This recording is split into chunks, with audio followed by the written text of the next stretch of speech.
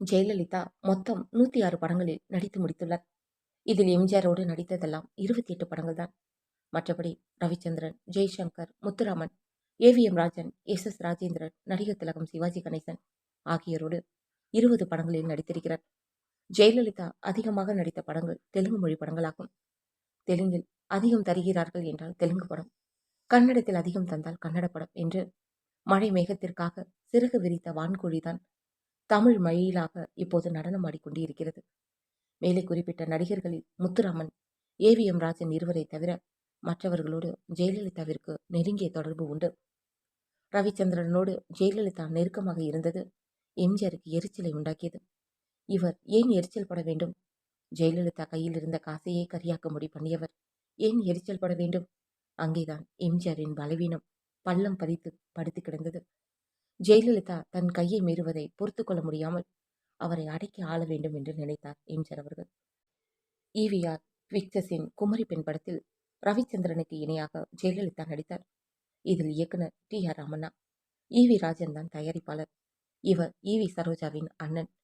குமரி பெண் படத்தில் ரவிச்சந்திரனை நடிக்க விடாமல் தடுப்பதற்கு எம்ஜிஆர் முயற்சித்தார்.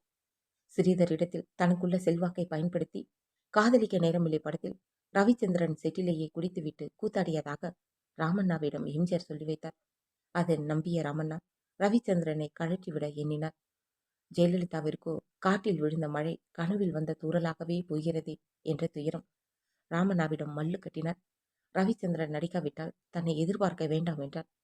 ஈவி சரோஜா எம்ஜிஆர் இடத்தில் குமரி பெண் கதையை சொல்லி, பெயர்தான் அப்படி இருக்கிறது, இதில் ஜெயலலிதாவிற்கு அதிக முக்கியத்துவம் இல்லை என்று நம்ப வைத்தார்.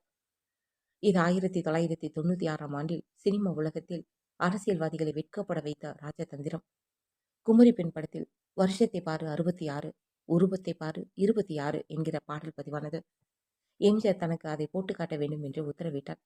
அன்றைய அவரது செல்வாக்கிற்கு பயந்த டைரக்டர் ராமண்ணா வேறு வழியில்லாமல் படத்தை போட்டு காட்டினார். எம்ஜிஆர் ஜெயலலிதா ரவிச்சந்திரனோடு நெருக்கமாக நடித்த பல காட்சிகளை வெட்டிவிடச் சொன்னார். இதை அறிந்த ஜெயலலிதா ராமண்ணாவை எச்சரித்தார். உன்னையும் அவனையும் சேர்ந்தே பழி வாங்குவேன் என்று ஜெயா எச்சரித்தார். ராமண்ணா இருதலை கொள்ளி எறும்பானார். டைட்டில் கார்டில் காதல் இளவரசன் ரவிச்சந்திரன் என்று போட்டிருந்ததை எம்ஜிஆர் மாற்ற வேண்டும் என்றார். ராமண்ணா மாற்றிவிட்டு பிறகு தனது பெயரையே போடக்கூடாது என்று ரவிச்சந்திரன் அடம் பண்ணுவதாக எம்ஜிஆருக்கு சொன்னார். ஜெயலலிதாவோ கோப எரிமலையின் உச்சிக்கே போனார். எம்ஜிஆரை எச்சரித்து விட்டு ஒரு மொட்டை கடிதத்தை எழுதி தனது டிரைவரை விட்டு நந்தம்பாக்கத்தில் தபாலில் சேர்த்தார். அதில் ஒரு பெட்டை நாய் என்பதுதான் இருந்த வசனங்களிலே கொஞ்சம் நாகரிகம் உள்ள வசனம். நான் படத்தில் ரவிச்சந்திரனோடு ஜெயலலிதா சட்டி பிராவோடு நடித்தார். எம்ஜிஆர் தனது கனவு பொம்மை உருகி ஓடுவதைக் கண்டு ஒரு பக்கம் துடித்தார், மறுபக்கம் அழியட்டும் என்று நினைத்தார். பாலு பிரதர்ஸின் கலை என்கிற பத்திரிகையில் ஜெயலலிதாவின் ஆபாச நடிப்பை கண்டித்து எழுத வைத்தார். கவர்ச்சி கண்ணி, காமதேனு ஜெயலலிதா என்று மலையாள பட சுவரொட்டிகள் போல ஜெயலலிதாவின் நான் பட சுவரொட்டிகள் தமிழ்நாடு முழுவதும் சுவர்களை அவமானப்படுத்தின. ஆடை அவிழ்ப்பு சிங்களுக்காக தன்னை சுதாகரித்துக் கொள்ள ஜெயலலிதா இந்த படப்பிடிப்பிலேதான் லண்டன் ஹைட்டரை ஜின்னை இளநீரில் ஊற்றி குடிக்க ஆரம்பித்தார்.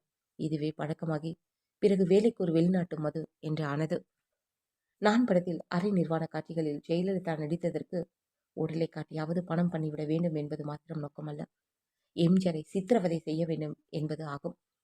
1000ல் ஒருவன் படம் முடிகிற வரைக்கும் எம்ஜிஆரோடு நெருக்கமாக இருந்த ஜெயலலிதா படம் முடிந்ததும் ரவிச்சந்திரனோடு நெருக்கமானார். அதை விளம்பரப்படுத்திக் கொண்டார். இதனால் எம்ஜிஆரை காயப்படுத்த வேண்டும் என்று ஜெயலலிதா முடிவெடுத்தார்.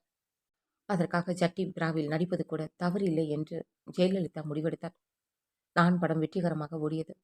வெள்ளி விழா முடிந்த அன்று இரவு ஆந்திராவில் திராட்சை தோட்டம் வாங்குகிற முயற்சியில் ஜெயலலிதா நட்டப்பட்ட தொகையை தருவதாக சொல்லி எம்ஜிஆர் ஜெயலலிதாவை வரச் சொன்னார்.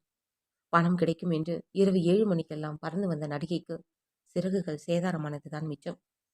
விடுகிற போதாவது சில லட்சங்கள் கைமாறும் என்று காத்திருந்தார் ஜெயலலிதா. ஆனால் இலவு காத்த கிளியானார். ஆத்திரம் கண்ணை மறைத்தது.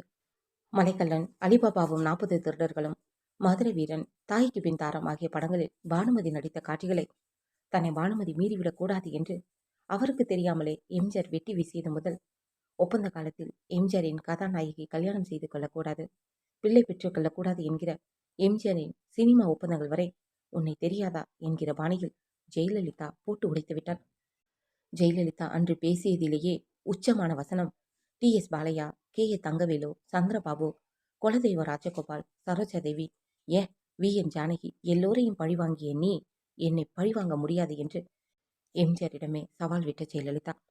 கடைசியாக காலை 8 மணி ஆனபோது இவ்வளவு அர்ச்சனைகளையும் வாங்கிக் கொண்ட எம்ஜிஆர் மனம் மாறி லட்சக்கணக்கான ரூபாய்களை ஜெயலலிதாவின் முகத்தில் விட்டெறிந்து விட்டு, ஓடிப்போ, ஒழுங்காயிரு என்று சொன்னதோடு மாத்திரமல்லாமல், என்னோடு மட்டும் நடிக்க வேண்டும் என்கிற ஒப்பந்தத்தை மீறி நடித்தால் உயிரோடு இருக்க மாட்டாய் என்று எம்ஜிஆர் ஜெயலலிதாவை எச்சரித்தார். மறுநாள் ஜெயலலிதா பணத்தை வங்கியில் போட்ட கையோடு பழம்பெரும் பத்திரிகை அதிபரை தொடர்பு கொண்டார். தான் கன்னடத்துக்காரி என்பதெல்லாம் கட்டுக்கதை என்றும், தனது மூதாதையர்கள் ஸ்ரீரங்கத்தை சார்ந்தவர்கள் என்றும் தமிழர்கள் என்றும் கதைகளை அவிழ்த்தார். அந்த பத்திரிகை அதன் பிறகுதான் எம்ஜிஆரை கிழட்டு நடிகன் என்று எழுத ஆரம்பித்தது. இந்த பத்திரிகை எம்ஜிஆரை மலையாளி, கிழட்டு நடிகன் என்று வாய்ப்பு கிடைக்கிற போதெல்லாம் வசைமாறி பொழிந்ததற்கு முற்ற முழுக்க காரணம் ஜெயலலிதாவே தான். நான் யாருமே இல்லாத அனாதை என்று இந்த பவுடர் முக பாப்பா சொன்னதை அந்த பத்திரிகையின் உரிமையாளர் பெரியவர் அப்படியே எழுதிவிட்டார். ஜெயலலிதாவிற்கு சந்தியா என்ற அம்மா, வித்யாவதி என்ற சித்தி, பத்மினி என்ற அதிகம் வெளியில் தெரியாத சித்தி, ஜெயக்குமார் என்ற அண்ணன், சேதுராமன் என்ற செயலாளர், மாமா என்று இடையில் சுருக்கி கொண்ட கண்ணன், எல்லாவற்றுக்கும் மேலாக எம்ஜிஆர் இத்தனை பேர் இருந்தும் ஜெயலலிதா அனாதை அனாதை என்று வசைப்பாடி இரக்கத்தை சம்பாதித்துக் கொண்டிருந்தார்.